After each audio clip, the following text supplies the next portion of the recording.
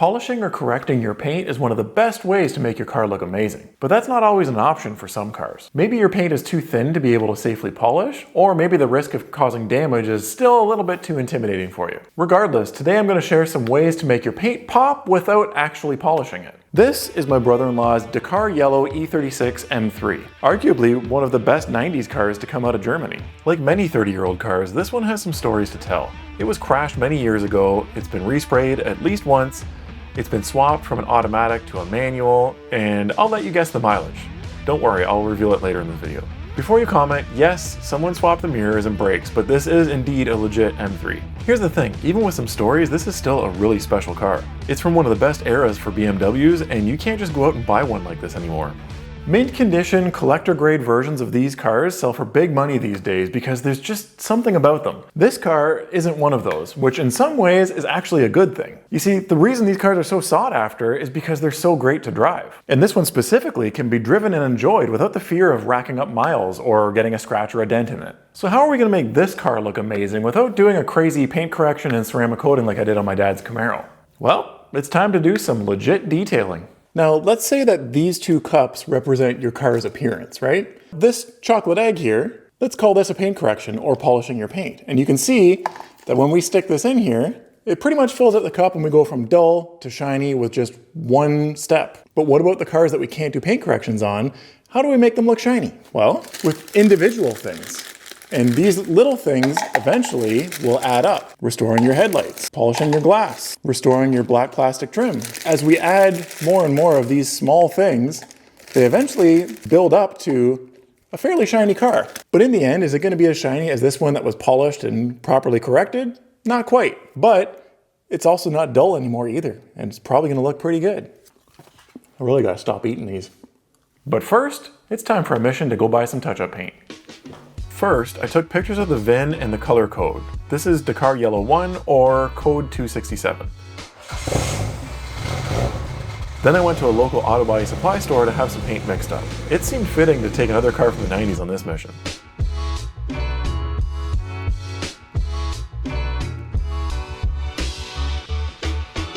Now that I had the paint and I knew I'd be able to touch up the areas that needed it, it was time to go home and start getting the car cleaned up.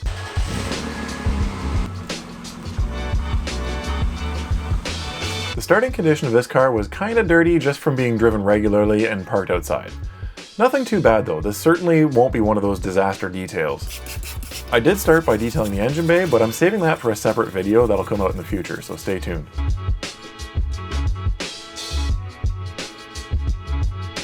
Any car that sits outside tends to have a lot of dirt and grime built up in the door jambs, and this one was no different.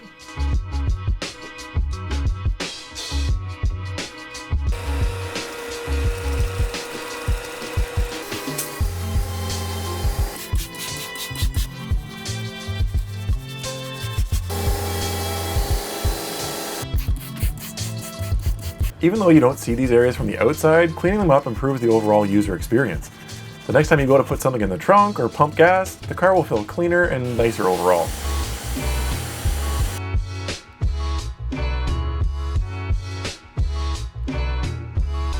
Anything that's black but currently looking faded and gray will need to be addressed, starting here with the wheels and tires. So I scrubbed the rubber and plastic with Meguiar's Super Degreaser and used Griot's Garage wheel cleaner on the wheels themselves.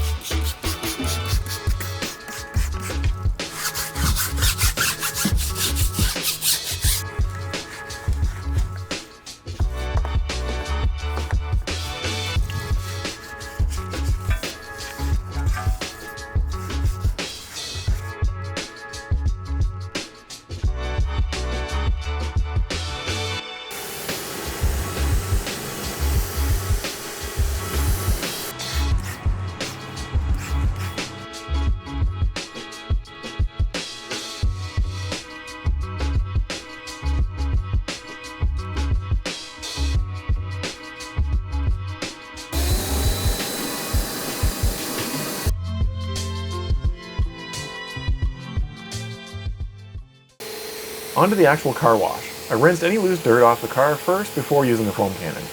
It's important to note that I can hold my hand in front of this pressure washer, so I'm not too worried about the safety of this paint job. With that said, it's good to be extra cautious around areas where the paint is delaminating to make sure we don't cause any damage. I tried one of those graphene-infused soaps in my foam cannon that I had sitting on my shelf for a while, and to be totally honest, I wasn't impressed. As you can see, it created a pretty thin layer of foam that was too runny to really cling to the surface. This stuff sucks. So it'll be going back on the shelf and saved only for times when I run out of good soap.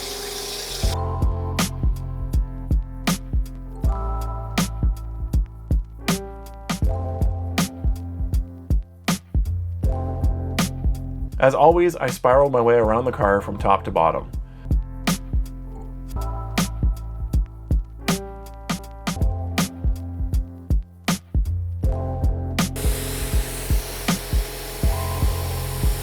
After a quick rinse, I blew it dry. I followed up with a towel to get any water that was left behind. I also used a little Optimum No Rinse as a drying aid to help avoid streaks without leaving anything else behind, since I want to seal the paint later.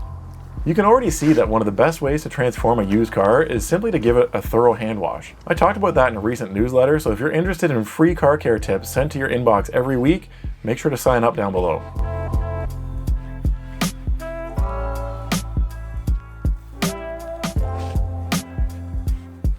One thing that a lot of people miss when detailing their cars is getting the tire shine applied evenly around the whole tire. In most cases, you can't reach the bottom few inches since the ground gets in the way, and on lowered cars like this, the problem is doubled since the top of the tire is tucked into the fender. Luckily, it's a super easy fix. Just roll the car back a few inches to rotate the tire to expose the spots that you've missed. If you don't do this, your tires will look wobbly as you drive, and since we all want our cars to look awesome, every detail matters.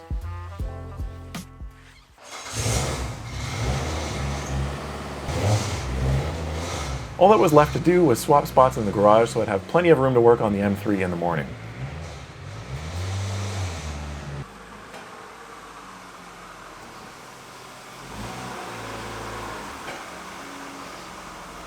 Now, I'm not normally a fan of using these waterless wash products because even when you use them as intended, there's just too much of a chance of scratching your paint. However, this is one case where I think it makes perfect sense to use one of these, and I'm going to show you what I mean.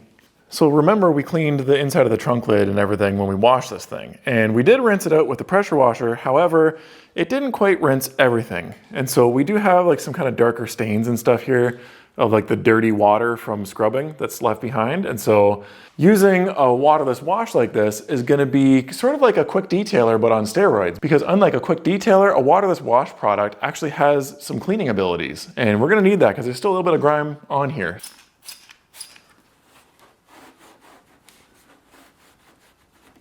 And here we go. Our finished results look much cleaner. Much better. Now, I'm not gonna do a crazy paint correction on this car. As a matter of fact, I'm not even gonna touch it with a machine polisher whatsoever. And that's because this paint job is delaminating from the surface in some spots. That's why there's so many chunks that are flaking off.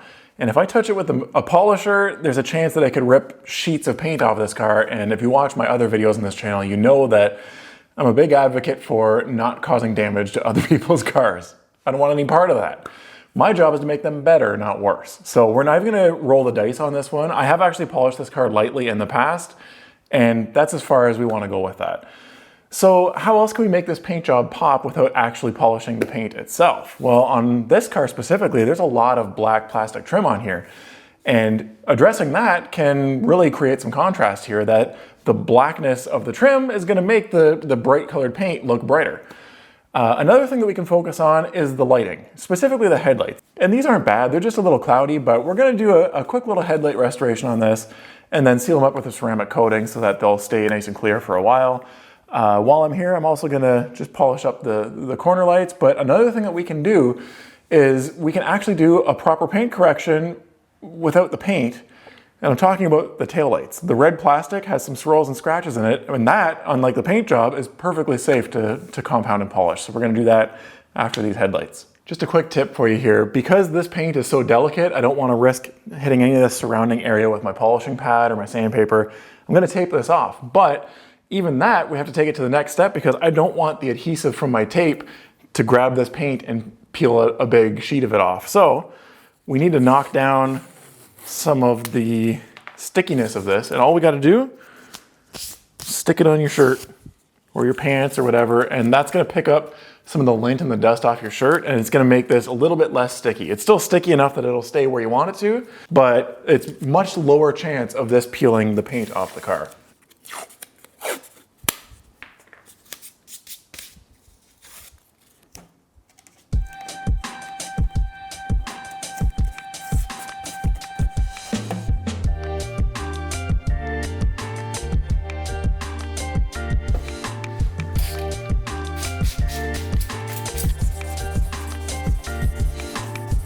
Normally I'd sand with 800 or 1500 grit first, but since these weren't very bad, I started with 2000 on a sanding block from KXK Dynamics. Then I stepped up to 3000 grit and sanded the other direction.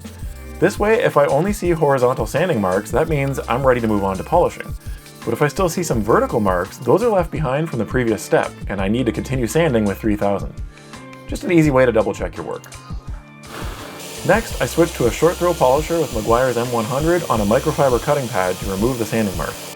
I also had to drop down to a 1-inch pad to reach tight into the corners here. Then I did a quick refinement pass with Meguiar's M205 on a foam pad, which was probably overkill, but hey, why not?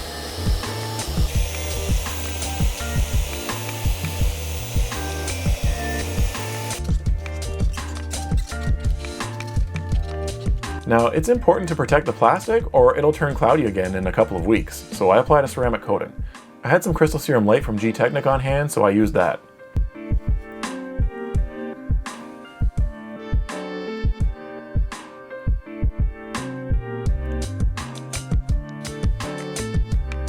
Since I was already working on the front end, I decided to tackle the fog light situation. If you want your car to look awesome, fixing any obvious damage is a must. In this case, the car had one missing fog light and the other had a yellow lens, so we replaced both with a fresh pair of clear ones. This made a huge difference in cleaning up the front end.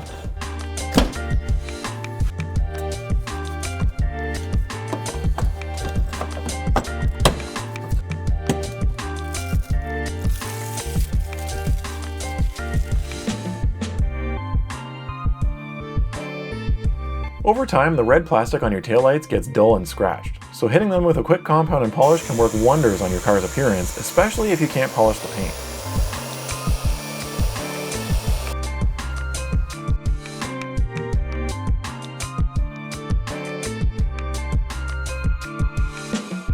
Alright, let's be honest here. Much like my Tacoma, the only way to fix this car properly is with a complete paint job. But as far as I know, that's not really in the plans for this thing, at least not anytime soon. So instead, my task is to make this paint job look as good as possible. And rather than going for a show car finish here, we're not aiming for perfection or anywhere near it. I just want to make all the yellow parts yellow again. And I'm going to do that by brushing on some touch-up paint. And one little tip for you guys if you're looking for touch-up paint, you can find it online pretty easily, but it'll be like, I mean, in some cases for this car, it was like $50, $75 or something like that, which kind of seems like a lot for touch-up paint. So instead, I went to my local auto body supply place and got them to mix me up my own touch-up paint. So this is code 267 or BMW Dakar Yellow 1. I believe there was Dakar 2, which was a little bit darker on the newer models. This was $25 for this whole big thing of touch-up paint. Boom.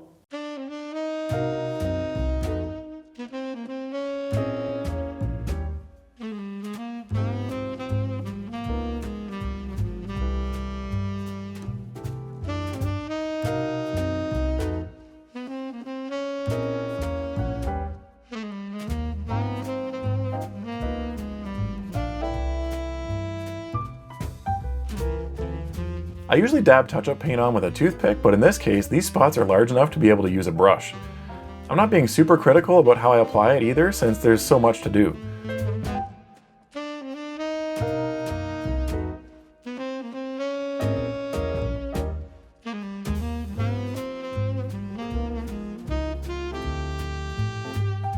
This panel that surrounds the trunk is really the only spot of rust on the whole car.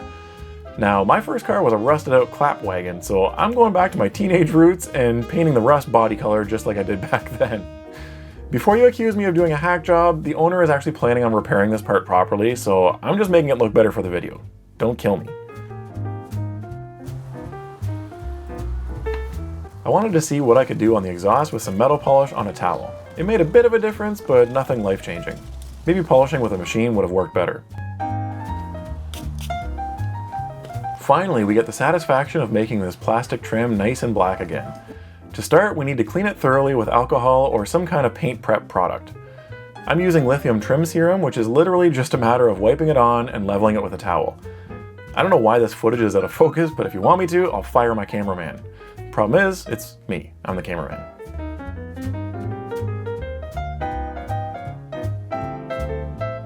If you get this stuff on your paint, it's not a big deal, you can just wipe it off.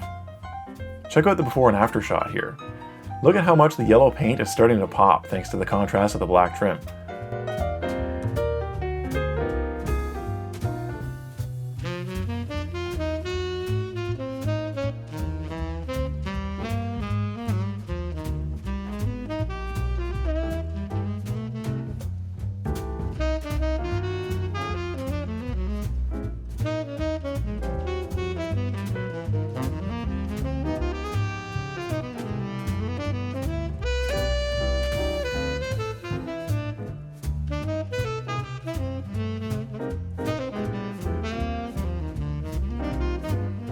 You can really see a difference between the grill on the left that I haven't treated and the one on the right.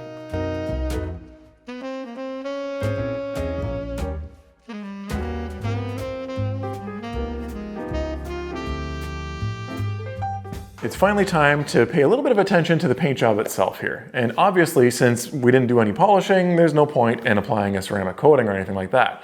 But I do want to protect this paint job as good as I can. So I'm going to be going with sort of an old school 2-product combo here. First, I'm going to be putting a layer of paint sealant on. This is Jescar Power Lock, and this is going to offer our protection for, I would say, at least 6 months on a vehicle like this that's parked outside, if not more. And this is also going to help us out by filling in some of the kind of minor scratches and swirl marks and stuff to make the paint look a little bit better. And then to top it off, we're going to put a layer of carnauba wax on top of the layer of sealant. We're going to let this bond for a few hours. And this is not really going to do anything in terms of protection, but it's going to add a really nice warm glow to this yellow paint. And it's gonna spruce it up, maybe not to the point where it looks like it's been freshly corrected, but it's really gonna pop and really stand out. So we got protection and then looks.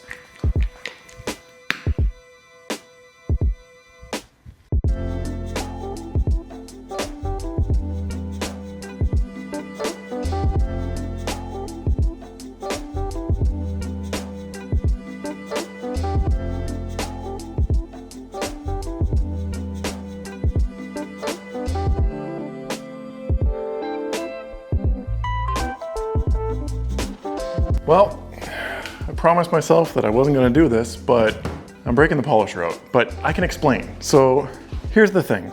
Take a look at this car. And aside from the paint, what's another very large surface that takes up a large part of this car? It's the windows, the glass. Now, believe it or not, we can polish the glass. The thing is, we're not going to be removing scratches out of the glass because glass is super hard, especially compared to paint. You have to have special polishes and like pretty high powered machines to get scratches out of glass, and even then, most of the time it doesn't work. The reason why we're polishing it is sort of a form of deep cleaning and making the glass look really clear and really shiny. So I'm gonna run over these with a polisher real quick, and that's just gonna help to once again bring this yellow paint out and make it pop even more. They do make glass-specific compounds and pads, but I'm just not convinced that they're worthwhile. Most of the scratches you find in automotive glass are pretty deep, and it's just too hard of a surface. So if a deep cleansing is pretty much all you can expect, then the products you use on your paint are probably good enough. Make sure to clean the windows on the inside as well, otherwise there's kind of no point if you have smudges in there.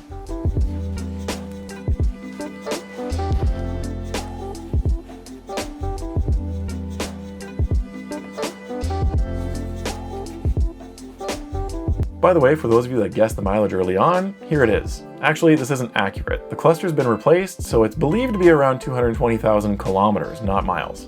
Still impressive if you ask me. After polishing the glass and giving the interior a quick detail, a few hours had passed since I applied the paint sealant. So it was time to grab a coffee and slap some wax on this thing. I don't care what you say about ceramic coatings, there's nothing like waxing a car. It's a totally different experience.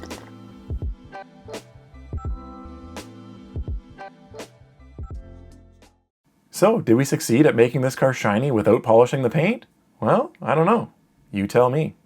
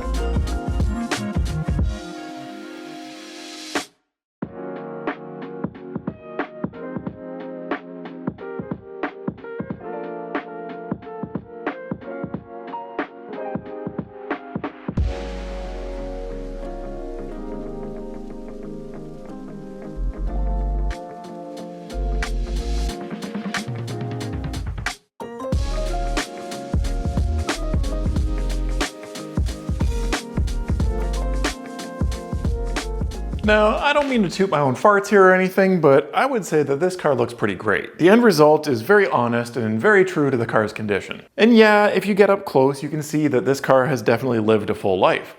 But if you were to see this car driving down the street sometime, you would probably think, wow, that's a nice looking M3. And that was the goal here. I was able to create a lot of contrast here by focusing on the areas that are surrounding the paint, like the black trim, or the lighting, or the tires, or even the glass. It all really comes together to make the car as a whole pop. And the best part is that I didn't have to spend 40+ hours polishing every square inch of this paint job only for it to then be parked outside and driven regularly. So if you find yourself in a similar situation where you want your car to look great, but you don't want to get into polishing your paint, give some of these tips a try. And if you're interested in learning more about a full-on paint correction and ceramic coating, watch this video next.